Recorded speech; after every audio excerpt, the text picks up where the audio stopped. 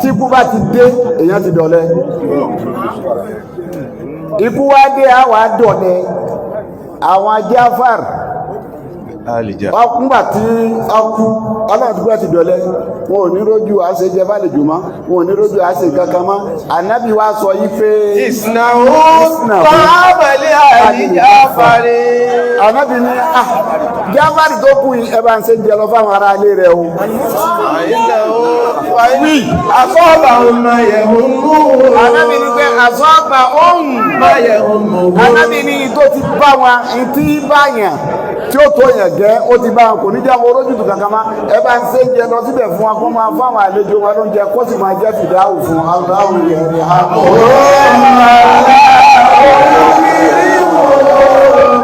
aláwọ̀ yẹ̀rù àṣù fi àṣàní ìṣúwárí. Assalamu alaikum wa rahmatullahi wa barakatuh. Ṣáà ní ọgbọ̀n tí àwọn Mufty sọ wọ́n ní nínú nǹkan tí wọ́n kà lákọ̀ọ́kọ́ àwọn náà pé ìdáná àlejò tọ̀ ṣé ìdáná àlejò lànàbí pé ní àbí ayẹyẹ òkú ẹsẹ̀ yìí ò lé ní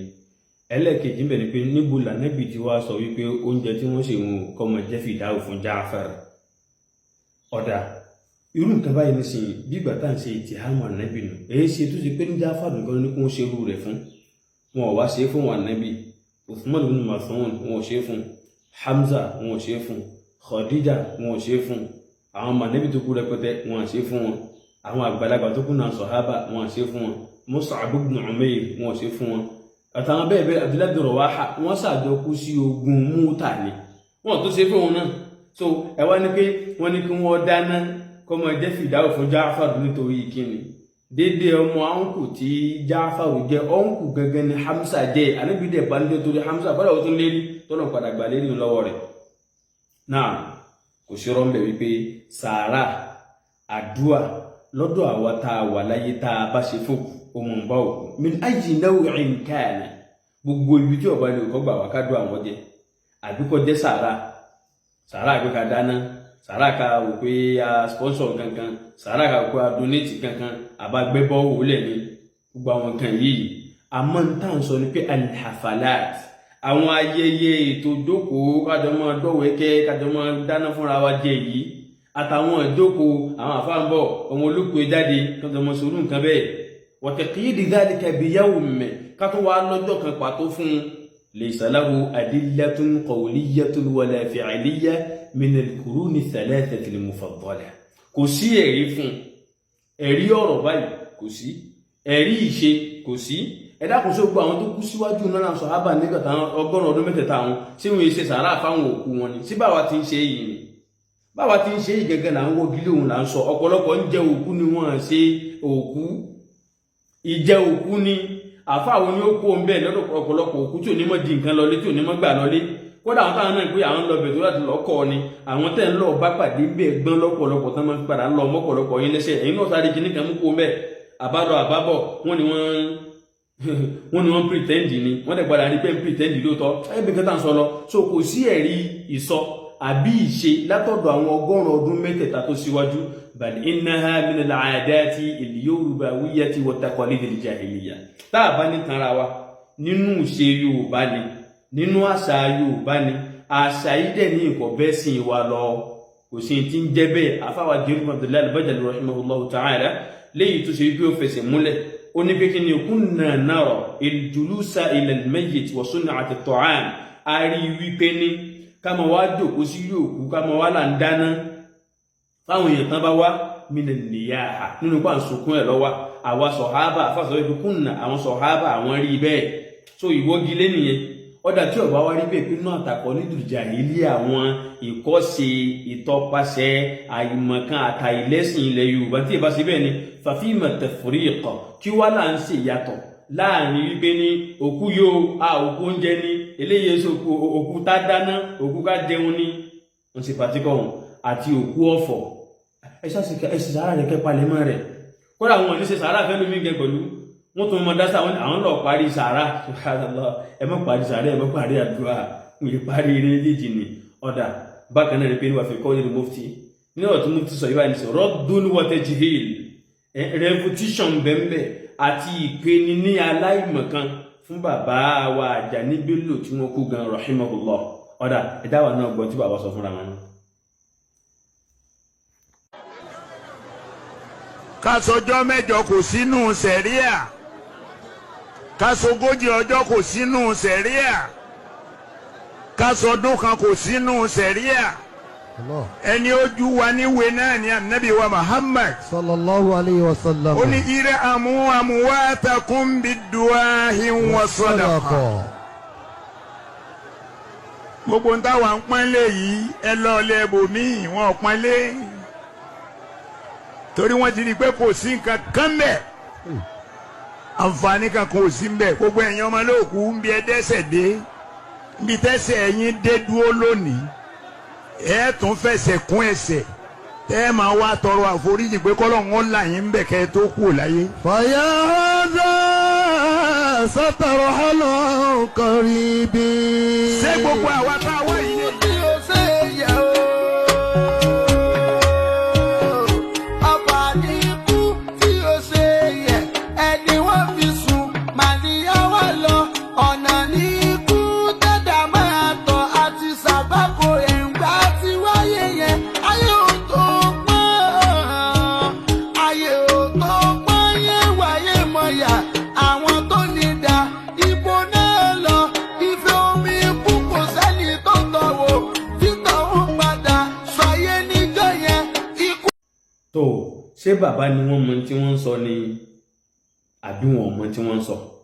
èyí ṣe tọ́pọ̀lọpọ̀ dákẹ́tẹ́ fún wọn lésì nígbà tán wà láyé tó ṣe nígbà tí wọ́n kú tán torí àti display tó kálukú náà fẹ́ display wọn kò kálukú náà wà sí kálukú náà wá jẹjẹ wọn sọ̀rọ̀ ẹ̀dá kó lórúkún bẹ̀ ohun ìbéèrè kọ́ mọ́jọ́ ti kó wa ẹ̀dá wa padà wá kí làwọn àfa wa sọ pa hadith Mufty kan hadha hadith yìí náà àwọn olóògbà wa náà ló jẹ́ kí n sọ wípé ní èyí tí Mufty fi kún lọ́wọ́ gbẹ̀yìn pípa náà kọ́ mọ́ jẹ́ Fidau kò sínú hadith yìí àfa wa Abu Dawud wọ́n gbà wá Imam Tirmidhi Ibn Majah Imam Ahmad ibn Hanbal kódà Tirmidhi ní kí ni hadithun sahihun wa hasanun isnadu Ibn Kathir so ọlá láàfíà afa Ibn Mulaqin nínú al-Badr al-Munir wọn lọ́lá láàfíà afa Ahmad bin Shakir ní Musnad Imam Ahmad wọn lọ́lá láàfíà وحسن إسناده ابن باز رحمه الله تعالى وحسن الحديث الألباني رحمه الله في صحيح أبي داود èyí ló rúgbìn bẹ́ẹ̀ báwọn ẹ̀dá kò ń bẹ̀ kí wá ní ìmọ̀ àwọn àfà nípa kìíní wọ́n láàṣẹ ní súnà afẹ́ fáwọn tó bá jẹ́ aládùúgbò ará ilé òkú àtàwọn tó bá jẹ́ bí ẹbí rẹ̀ kí wọ́n ṣètò oúnjẹ kí wọ́n bá wọn dáná oúnjẹ tí ó mọ yó àwọn tó kúkú fún oúnjẹ tí ó mọ yó àwọn tó kúkú fún láàárọ̀ àti lálẹ́ wọn eléyìí tá wí bittifaq pẹ̀lú ìpanukọ ni lọ́dọ̀ àwọn àfọ onímọ̀dé àbí mẹ́rẹ̀ẹ̀rin kí wọ́n sọ míì fún wa àwọn hànífíyà tá a bá lọ wo tíra tán pè ní Marakil Falah àbàmbẹ̀ àwọn máàlìkíyà tá a bá lọ wo Mawahibul Jalil Sharh Mukhtasar Khalil àbàmbẹ̀ àwọn Shafi'iyya tá a bá lọ wo Al-Majmu' lil Imam An-Nawawi rahimahullahu ta'ala ní ṣókí báwọn ni táwọn Hanabila ká lọ wo Al-Mughni li Ibn Qudama rahimahullah kí ni tá a gbà lórí pẹ̀lú hadith yìí gan ẹlẹ́ẹ̀kejì bẹ̀rẹ̀ pé nínú súnnà lọ́wà ẹlẹ́ẹ̀kejì ní kí ní listighalihim bil husni fi hadhihi al mudda lákòókò tí wọ́n wà wọn ìbànújẹ́ òjé wọn ráyè tara wọn so ká ràn wọ́n lọ́wọ́ ká dáná fún wọn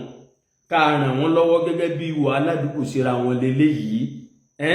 ọ̀yà ẹ̀dá mọ̀ bọ́ sí orígun ẹlẹ́ẹ̀kejì náà ni pé ní orígun afẹ́ dáná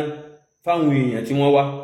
àwọn àfà tí wọ́n já àwọn àfẹ́sìn gbogbo wọn lápapọ̀ nínú mọ̀dáyìbò wọn ni wọ́n ní kí ní yóò bídíà ní àdádálẹ̀ ní innovation ó ti ráì nísìn àwọn àbá sọ bẹ́ẹ̀ lákọ̀ọ́kọ́ náà tá a bá fẹ́ gbogbo làwọn tó jẹ́ hànàfíyà tí wọ́n ti sọ tá a bá lọ Marakil Falah tí mo sọ lẹ́ẹ̀kan yẹn page 228 abàmbẹ̀ àwọn Shafi'iyya Al-Majmu' lin-Nawawi Imam Nawawi sọ ó yẹ báyìí nísìn wọ́n ní pé bídíà àdádálẹ̀ ní tá a fẹ́ ọ̀túgbọ́ bídíà tí gini bídíà àdádálẹ̀ táàfẹ́ kí láwọn Màlíkíyà sọ wọ́n láti rí Mukhtasar Khalil tàṣọlẹ̀ nǹkan yẹn àbí Mawahibul Jalil tàbá lọ́wọ́ bẹ̀ àbà ń bẹ̀ bẹ́ẹ̀ náà táwọn Hanafiyya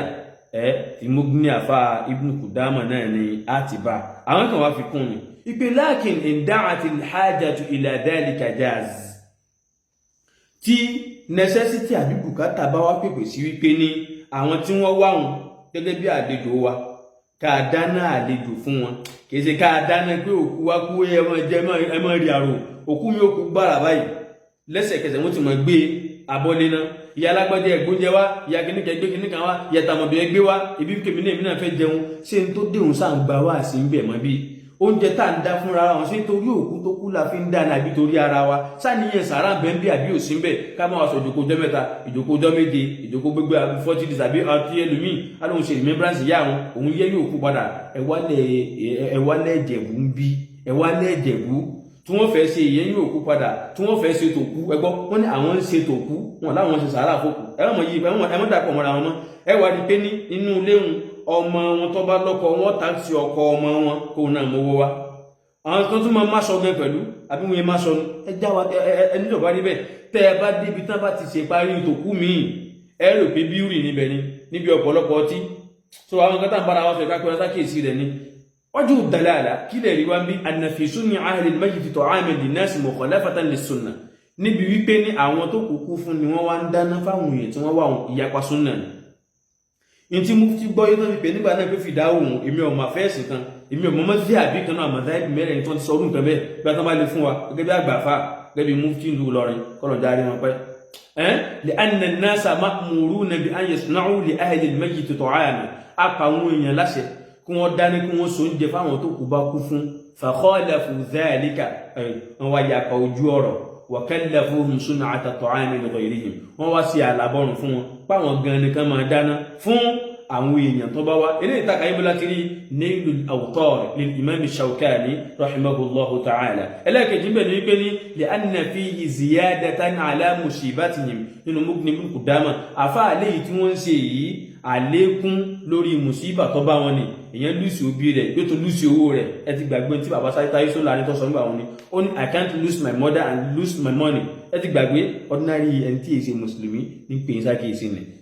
lè anna fihi shughlan lahum ila shughlihim nínú Mughni lẹ́ẹ̀kan sí wọ́n nírú nǹkan bẹ́ẹ̀ àtútù gbà kókó wọn kún nǹkan tó ṣe pé ní ó tẹ́kì wọn bísí tẹ́lẹ̀ tí ò dé wọn rójúráyè àìrójúráyè mí látó fi kún fún wọn wọ́n lè ràn wọ́n lọ́wọ́ tàà ràn wọ́n sẹ́kún wọ́n ràn wọ́n lọ́wọ́ li'annahu tashabbuhun bi sunni ahli al-jahiliyya nínú Mughni lẹ́ẹ̀kan sí wọ́n nírú nǹkan báyìí ìfarajọ ìṣe àwọn jahiliyya alárúbáwá lẹ́rí ìṣe mọ́ jọra wọn lóòótọ́ àṣà ìmọ̀ jọra wọn àtàwọn alárúbáwá náà mọ́ ṣe bẹ́ẹ̀ lásìkò jahiliyya wọ́n tún ṣe bẹ́ẹ̀ lẹ́yìn Yorùbá náà làwọn àfọ́ òfin yọ̀ṣẹ̀ ń bẹ̀ yìí àwọn àfọ́ àti alárúbáwá ti yọ̀ṣẹ̀ ń bì tiwọn òkú ọni tó kú bá kú fúnra ara rẹ̀ gbogbo dọ́tọ̀ bá ń ṣàdúrà fókù rẹ̀ sàárà kọ gbọ́ dáadáa ìtọ́ tó bá sì tún wọ̀ tó bá kàdìdé wùyàn ọ̀pọ̀ mọ́sálásí kódà ó lè pẹ̀kọ̀tọ̀ ọ̀pọ̀ pàkó jẹ́ lé ní o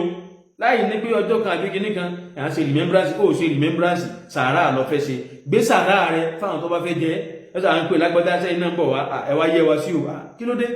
òkú kú fún oníkan wá yẹ ọ sí ó pa àwọn wọ́n náà ní láńpà kíyèsí rẹ̀ ẹ má sọ torí pé kúkú